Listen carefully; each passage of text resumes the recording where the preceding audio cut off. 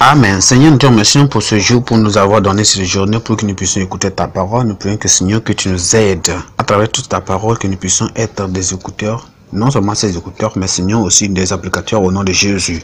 Merci pour cette journée. Nous te remercions pour donner la connaissance et l'entendement et la praticalisation de cette parole au nom de Jésus. Nous te remercions parce que nous avons exaucé. Au nom de Jésus, nous avons prié. Chers frères, nous remercions encore Dieu pour cette journée qu'il nous a donnée pour pouvoir écouter sa parole de Dieu. Aujourd'hui, c'est lundi, le 23 août 2021. Nous considérons un chapitre encore qui est sur notre manne, la manne quotidienne, qui est intitulée l'égalité. Traitons tous également. S'il vous plaît. Bien, s'il vous plaît, traitons tous également. L'égalité parmi de tout le monde. Nous considérons notre texte dans Lévitique, dans le livre de Lévitique, chapitre 14, le verset 21. Verset 21, à partir du verset 21 jusqu'à 32, il dit, ils prendront aussi deux tourterelles ou deux jeunes pigeons, selon ses ressources, l'un pour ce sacrifice d'expiation, l'autre pour l'holocauste. Le 8e jour, il apportera pour sa purification toutes ces choses au sacrifice, au sacrificateur et à l'entrée de la tente d'assignation devant l'Éternel. Le sacrificateur prendra l'agneau pour le sacrifice de culpabilité et l'orge d'huile, et il les agira de côté de l'autre devant l'Éternel. Il égorgera l'agneau du sacrificateur de culpabilité. Le sacrificateur prendra le sang de la victime de la culpabilité. Il en mettra sur le lobe de l'oreille droite et de celui qui se purifie sur le pouce de sa main droite et sur le gros orteil de son pied droit. Le sacrificateur versera de l'huile dans le creux de sa main gauche. Le sacrificateur fera avec le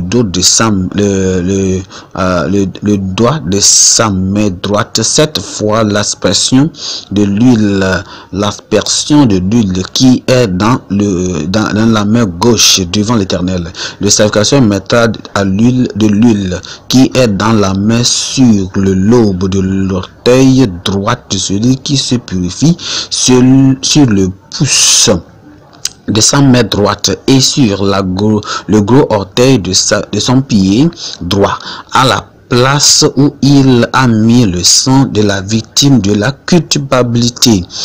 Le sacrificateur mettra ce qui lui reste d'huile dans la main sur la tête de celui qui se purifie, afin de faire pour lui une expiation devant l'Éternel.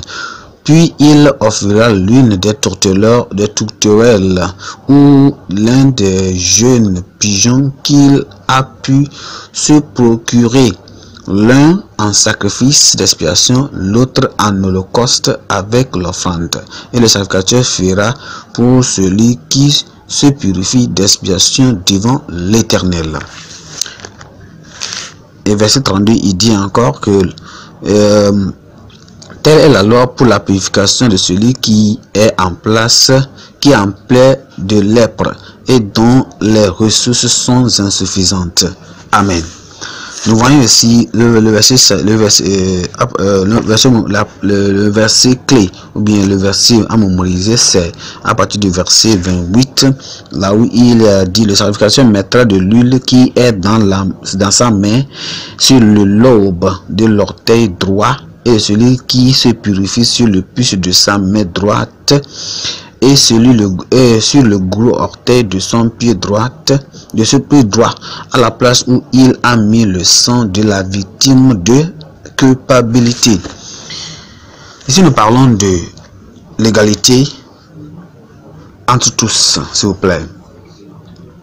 Dieu n'a d'acception de personne. Dieu n'a d'acception de personne. Dieu n'a d'acception de personne. Devant lui, tout le monde est égal.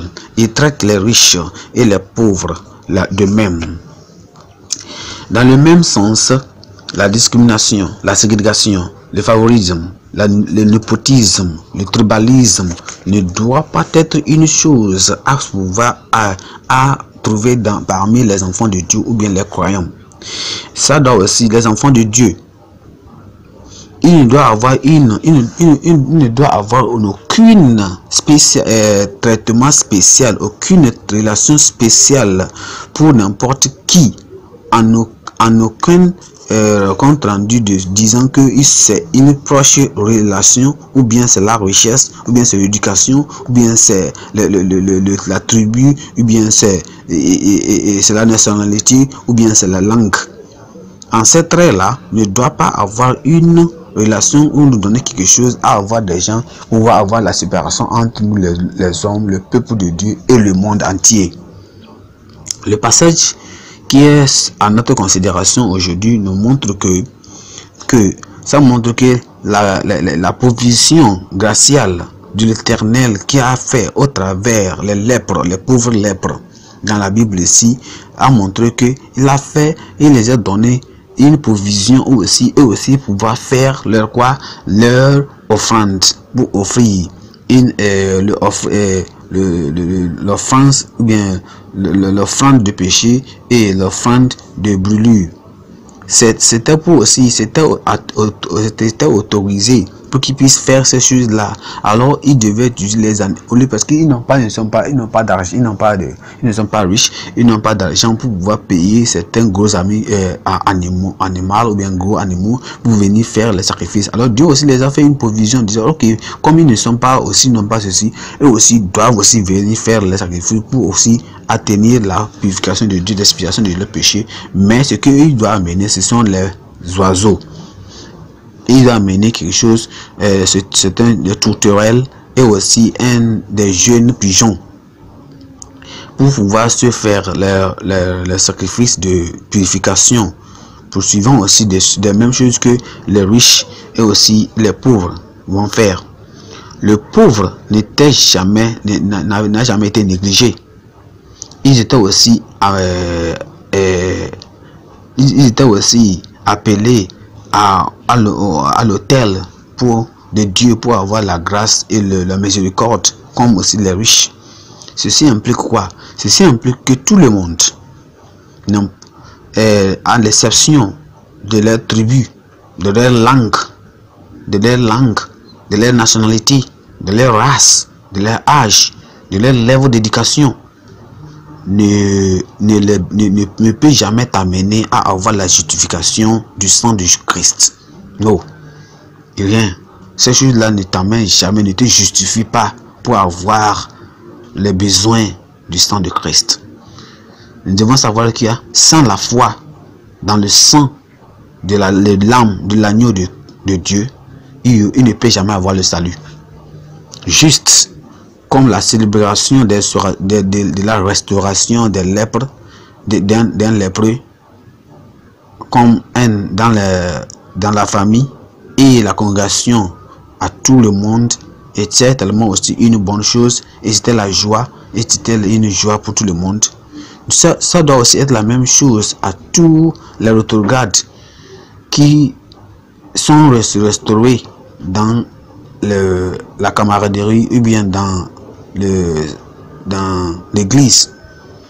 Ça doit aussi avoir une chose, ça doit être aussi une chose de joie à n'importe quel individu de la famille, de l'église, de la congrégation qui revient à Dieu.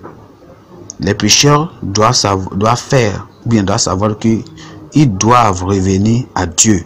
Et quand ils reviennent vers Dieu, il y a la joie. Et quand ils reviennent vers Dieu en repentance de tous leurs péchés, il y a la joie, il y a la réjouissance dans le ciel et parmi le peuple de Dieu. Pensez du jour.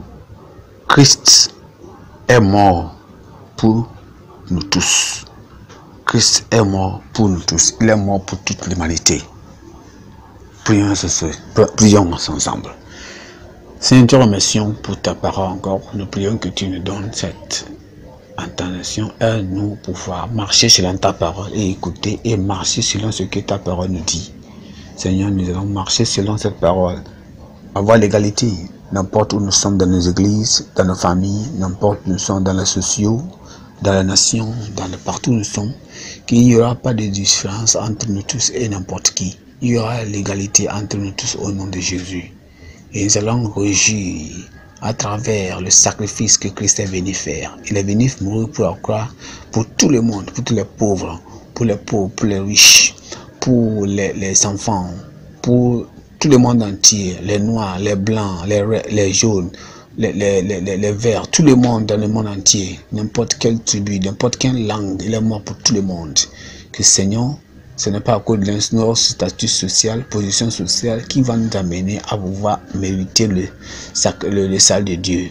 Aide-nous, que tout le monde va venir à toi. De quiconque vient, Seigneur, que tu le pardonnes ses péchés au nom de Jésus. Nous te remercions parce que tu nous as exaucés. Bonne journée au nom de Jésus. Au nom de Jésus, nous avons prié. Amen.